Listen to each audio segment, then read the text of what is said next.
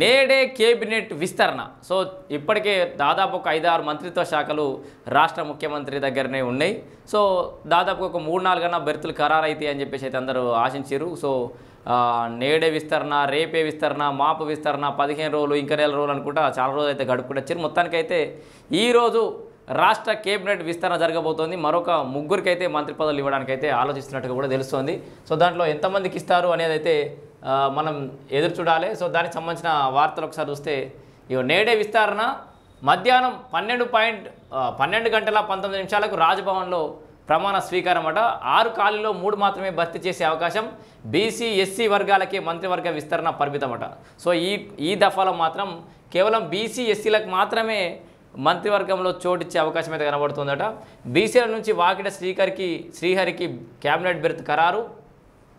ఎస్సీలో మాల మాదిగలకు ఒకరు చొప్పున ఇస్తారు. మాల సామాజిక వర్గం నుంచి వివేక్కి ఛాన్స్ ఇస్తున్నారు.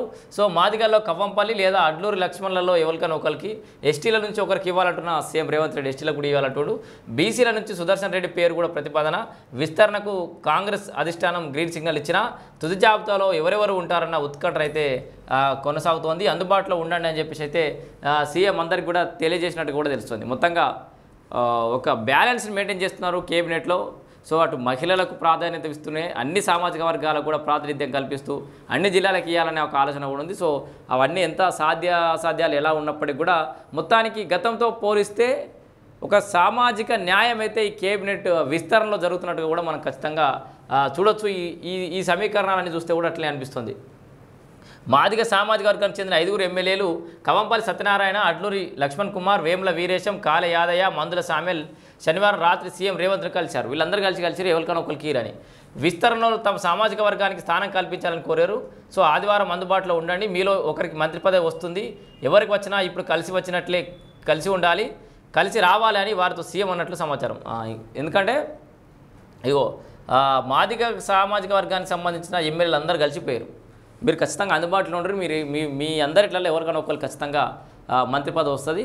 ఇప్పుడు ఎట్లయితే కలిసి వచ్చిరో మంత్రి పదవి వచ్చినట్టు కూడా గట్లే కలిసి ఉండాలని చెప్పేసి కూడా చెప్పినట్ట. అందుబాటులో అయితే ఉండరని చెప్పినట్ట. ఈ 5గురిలో కవంపల్లి పేరు తొలి ప్రాధాన్యంగా ఉండగా అడ్లూరు లక్ష్మణ్ పేరు పరిశీలనలో ఉన్నట్టు తెలుస్తుంది. సో మొత్తంగా 3 బెర్తులు కొత్త ఎమ్మెల్యేలకైనా అని చెప్పేసి కూడా ఒక కొత్త సమీకరణం చూస్తున్నాం మనం. కేబినెట్లో భర్తీ చేయబోయే 3 స్థానాలకు తొలిసారి ఎమ్మెల్యేలుగా గెలిచిన వారిని తీసుకుంటుండడం గమనార్హం. వీరిలో వివేక్ 2009-14 మధ్య ఓసారి ఎంపీగా పనిచేసిన ఎమ్మెల్యేగా ఎన్నికైంది మాత్రం ఇదే తొలిసారట. So first time MLA.